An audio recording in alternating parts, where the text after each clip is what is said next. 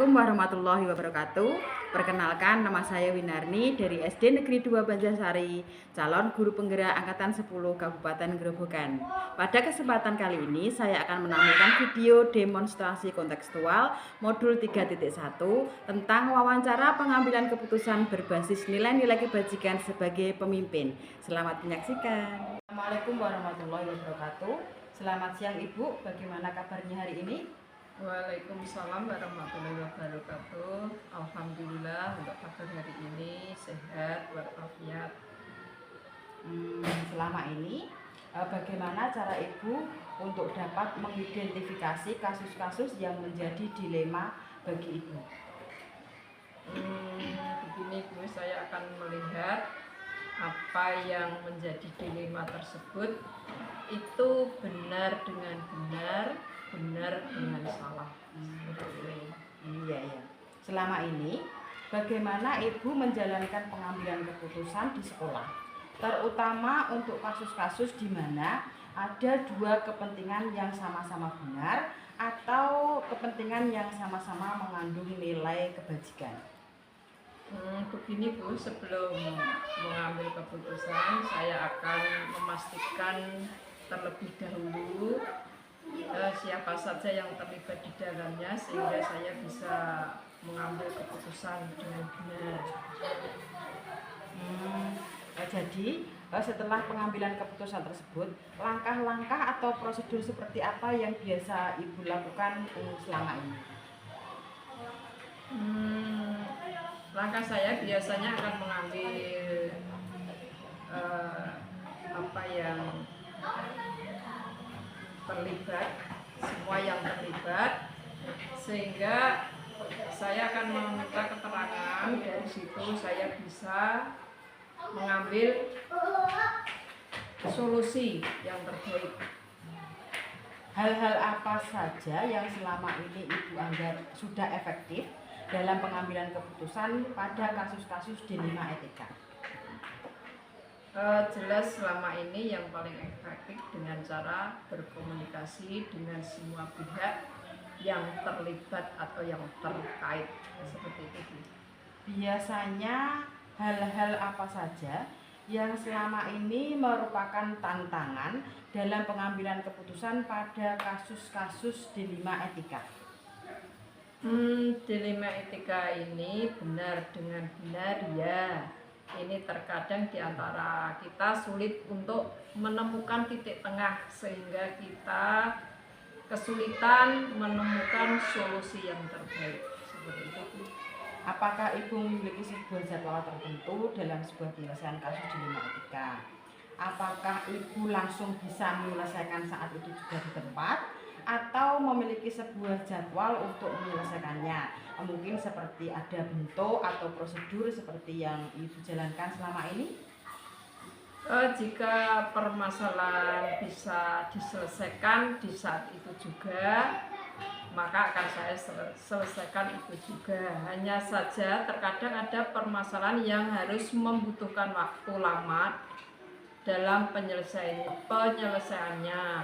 Jika demikian, maka langkah yang saya lakukan adalah melakukan rapat sekolah dan atau bias juga dengan komite, seperti itu Bu.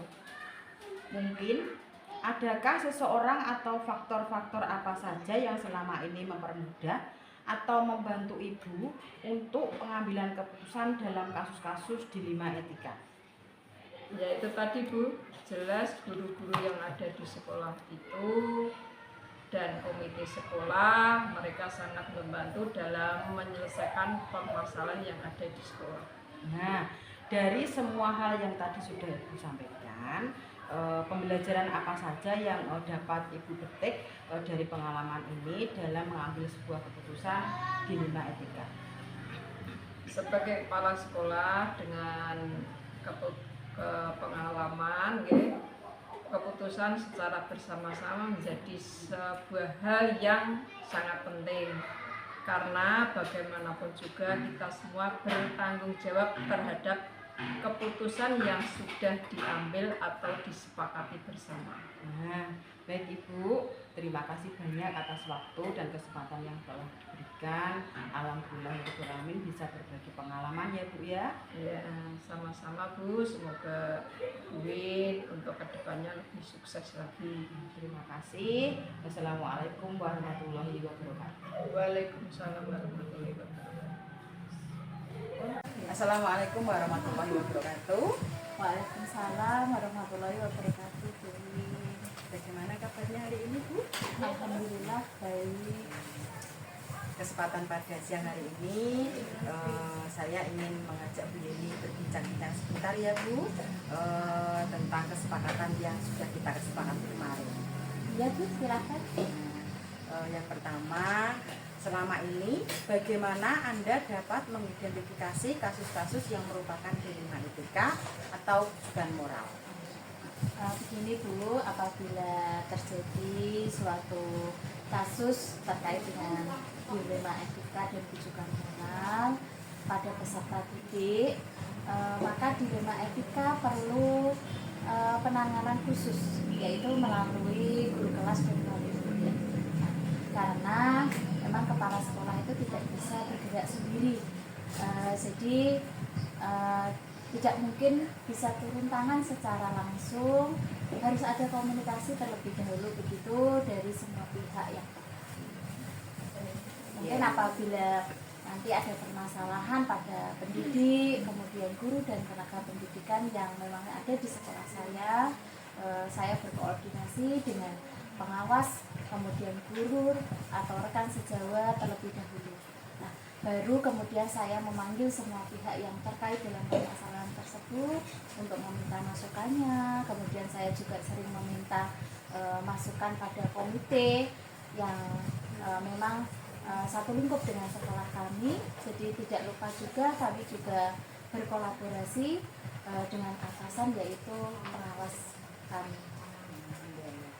Selama ini bagaimana Anda menjalankan pengambilan keputusan di sekolah Anda, terutama untuk kasus-kasus di mana ada dua kepentingan yang sama-sama benar atau sama-sama mengandung nilai kebajikan?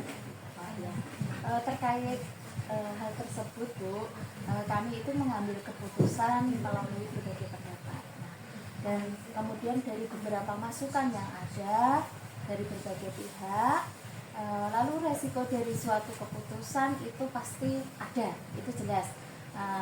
Kemudian yang tidak setuju maupun yang tidak setuju akan kami diskusikan kembali. Walaupun bagaimanapun itu harus ada sebuah keputusan, nah maka dari itu kita harus mengambil resiko yang paling terkecil. Nah, kemudian setelah itu langkah-langkah atau prosedur seperti apa yang bisa Anda lakukan selama ini ya? Terkait dengan prosedur itu berarti ada kaitannya dengan strategi ya. Jadi strateginya itu seperti disampaikan tadi Bu, bahwa kita melalui yang pertama adalah komunikasi yang baik, kemudian mengambil resiko yang paling kecil.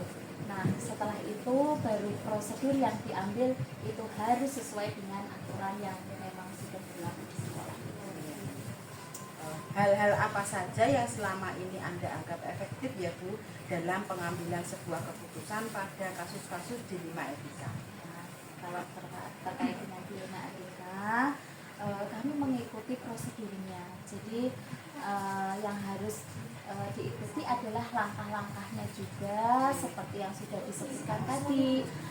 Ingin lebih efektif itu meminta berbagai pendapat dari semua pihak. Kemudian tidak hanya itu saja, mungkin apabila banyak pendapat yang berbeda, justru malah itu akan membantu kita dalam menyelesaikan suatu permasalahan. Nah maka dari itu berbagai pendapat nanti dikumpulkan untuk mewakili dari guru, kemudian dari komite maupun dari perwakilan murid. Ya, ya. Hal-hal apa saja yang selama ini merupakan tantangan dalam pengambilan keputusan pada kasus-kasus dilema etika? Kalau tantangan itu pasti ada Bu dalam setiap permasalahan. sebetulnya yang paling menantang menurut saya itu untuk tenaga pendidik dan kependidikan, karena itu memang selalu sering menjadi dilema saya sebagai kepala sekolah begitu. Kemudian Bu, apakah Anda memiliki sebuah jadwal tertentu dalam sebuah penyelesaian kasus dilema etika? Kemudian apakah Anda langsung menyelesaikan keputusan tersebut di tempat atau memiliki jadwal tertentu untuk penyelesaiannya? Setelah itu, bentuk atau prosedur seperti apa yang akan Anda jalankan? Kalau jadwal secara tertentu tidak ada ya. Nah, hanya saja yang terpenting itu ketika ada permasalahan berarti sebisa mungkin harus segera diselesaikan dengan baik. Itu menurut saya. Kemudian seperti tadi yang saya sampaikan bahwa ambillah sebuah risiko yang paling kecil dalam pengambilan sebuah keputusan. Iya. Kemudian Bu, adakah seseorang atau faktor-faktor apa yang selama ini mempermudah atau membantu Anda dalam pengambilan keputusan dalam kasus-kasus dilema etika? Tentu banyak sekali Bu, kalau bantuan dari berbagai pihak yang telah membantu kami itu dalam mengambil sebuah keputusan banyak sekali. Kemudian bagaimana beliau selalu dihadapkan banyak pada permasalahan, kemudian terinspirasi dengan hidup beliau yang banyak hikmah di setiap kehidupannya. Jadi berdasarkan kisah Rasulullah begitu. Iya. Dari semua yang telah disampaikan tadi ya Bu ya, pembelajaran apa yang dapat Anda petik dari pengalaman Anda saat mengambil keputusan di dilema etika? Begini, saya sangat senang sekali bisa bersama-sama dengan Bu Win. Ini saya sampaikan jadi dari berbagai permasalahan yang sudah saya alami itu saya belajar dari berbagai pengalaman. Nah, sehingga jangan sampai suatu kejadian itu terjadi kembali. Artinya kita tidak mengulangi kesalahan yang sama. Nah, jadi kita boleh sesekali mengambil sebuah teori, namun kita tidak boleh memukul secara rata. Okay? Semua kejadian itu tidak boleh kita samaratakan. Kalau teori kan berbeda dengan praktek yang berada di lapangan. Jadi pelajaran yang saya ambil adalah tidak semua permasalahan itu bisa kita samaratakan. Gitu. Terima kasih Ibu. Baik, mungkin percakapan kita cukup sampai sini ya Bu ya. Semoga apa yang tadi Jenengan sampaikan bisa menjadikan pengalaman baru juga bagi saya, juga dapat memberi inspirasi bagi saya untuk bisa menyelesaikan apabila saya juga dalam menghadapi keputusan dilema etika. Sekali lagi terima kasih. Assalamualaikum warahmatullahi wabarakatuh. Waalaikumsalam warahmatullahi wabarakatuh. Demikian video tugas saya demonstrasi kontekstual modul 3.1 tentang wawancara pengambilan keputusan berbasis nilai-nilai kebajikan sebagai seorang pemimpin. Semoga dapat menginspirasi dan bermanfaat. Terima kasih. Guru penggerak, tergerak, bergerak, menggerakkan. Wassalamualaikum warahmatullahi wabarakatuh.